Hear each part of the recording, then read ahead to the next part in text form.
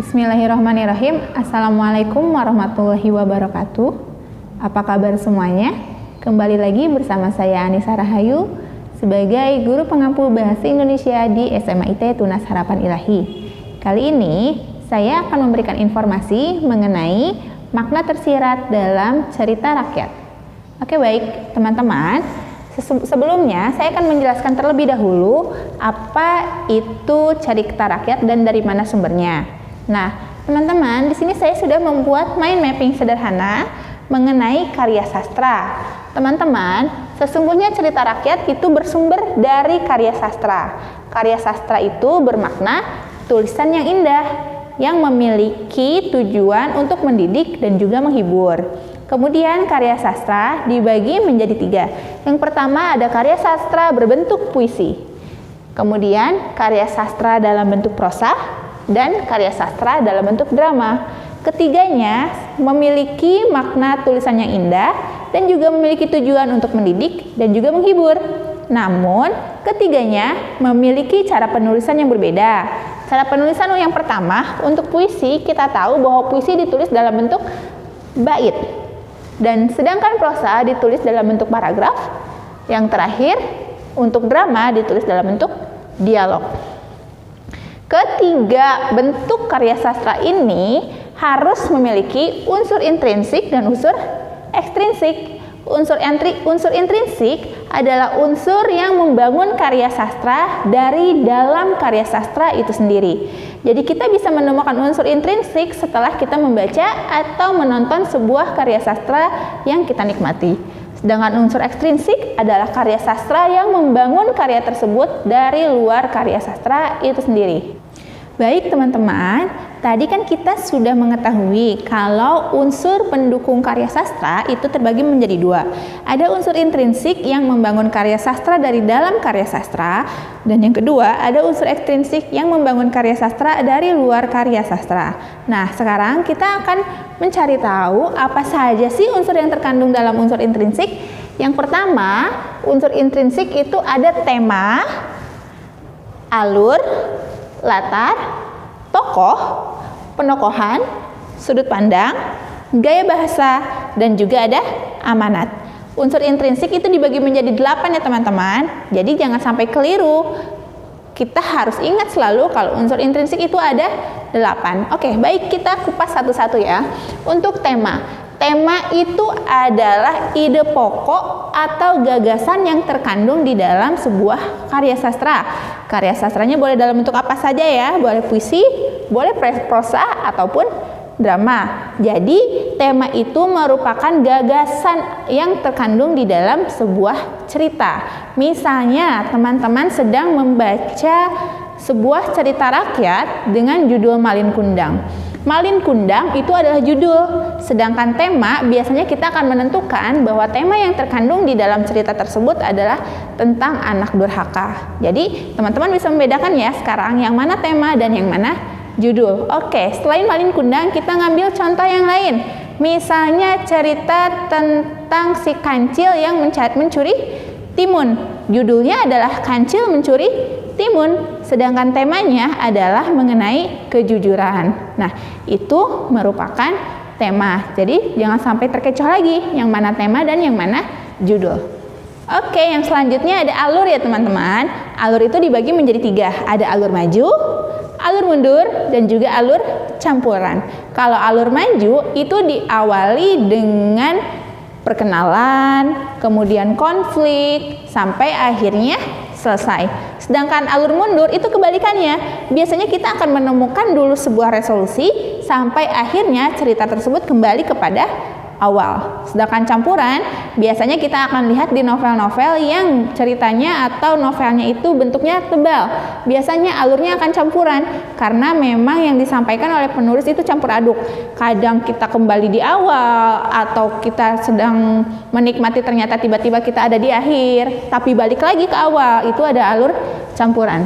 Selanjutnya ada latar.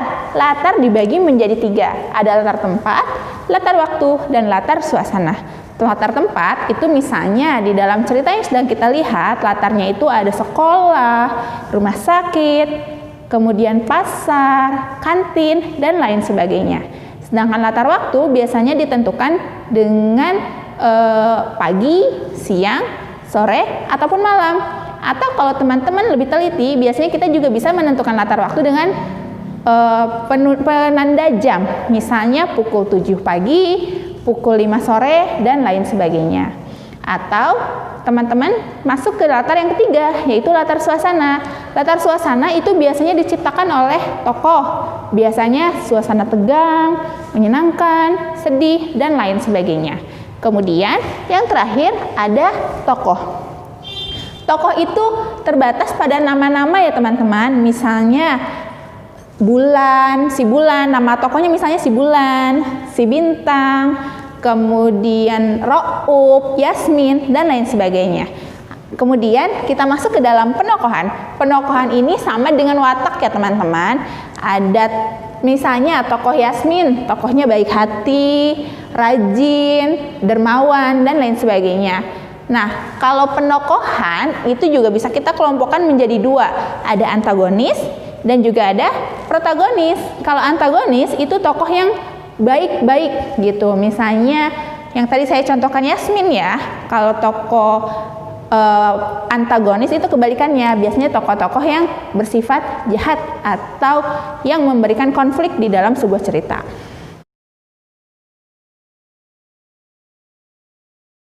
Nah, selanjutnya kita masuk ke sudut pandang ya teman-teman. Sudut pandang dibagi menjadi 3. Ada sudut pandang orang pertama sebagai pelaku utama.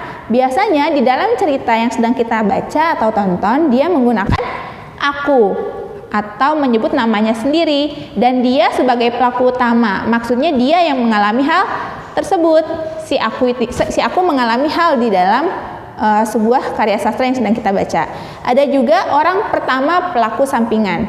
Jadi orang pertama ini dia menceritakan orang lain. Jadi tokoh utamanya adalah orang lain, tapi yang menceritakan adalah si aku. Selanjutnya yang ketiga, ada orang ketiga pelaku sampingan.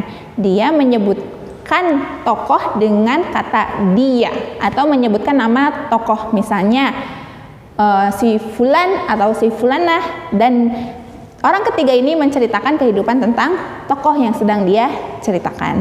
Selanjutnya masuk ke dalam gaya bahasa. Gaya bahasa ini termasuk ke dalam unsur intrinsik karena gaya bahasa merupakan ciri khas si penulis ketika dia menyampaikan atau menulis sebuah cerita yang ingin dia berikan kepada penikmatnya begitu. Jadi gaya bahasa, misalnya ya saya berikan contoh gaya bahasa Terelie dan gaya bahasa Raditya Dika itu akan sangat berbeda. Raditya Dika dengan judul bukunya Marmut Merah Jambu, kemudian Cinta Brontosaurus dan lain sebagainya akan sangat berbeda ketika kita sandingkan dengan novelnya Terelie dengan judul Pergi, Pulang, Bulan, Bintang dan lain sebagainya. Nah, ciri khas ini merupakan gaya bahasa di dalam sebuah unsur intrinsik. Yang selanjutnya adalah amanat. Apa itu amanat? Amanat adalah pesan yang ingin disampaikan oleh penulis kepada pembaca.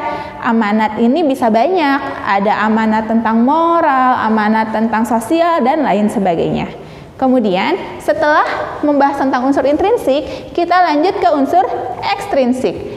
Kalau unsur intrinsik itu adalah unsur yang menjelaskan atau membangun karya sastra dari dalam karya sastra itu sendiri, sehingga kita hanya bisa menemukan unsur intrinsik ketika kita sudah selesai membaca. Nah, sedangkan unsur ekstrinsik adalah unsur yang membangun karya sastra dari luar. Jadi kita akan mengetahui bahwa unsur ekstrinsik itu terpengaruhi oleh hal-hal yang berkaitan dengan si penulis, tapi kita baru bisa menemukannya setelah kita melihat atau mencari tahu apa sih yang menjadi latar belakang si penulis membuat cerita tersebut. Nah, ini dia, untuk unsur ekstrinsik itu hanya satu poinnya, yaitu latar belakang penulis. Tapi dia memiliki informasi yang beragam, misalnya pendidikan tentang penulis, kemudian kehidupan pribadi penulis, kehidupan sosial si penulis, dan lain sebagainya yang berkaitan dengan penulis, sehingga penulis mendapatkan inspirasi untuk membuat sebuah karya sastra yang dibaca, yang ditonton oleh penikmat karya sastra, sehingga menjadi sebuah karya sastra yang menarik, yang di dalamnya mengandung unsur intrinsik. Seperti itu teman-teman. Terima kasih. Oke, baik teman-teman, itu saja pengantar untuk pemahaman mengenai bab mengapresiasi karya sastra. Semoga bermanfaat untuk teman-teman semua. Mohon maaf apabila ada kesalahan. Assalamualaikum warahmatullahi wabarakatuh.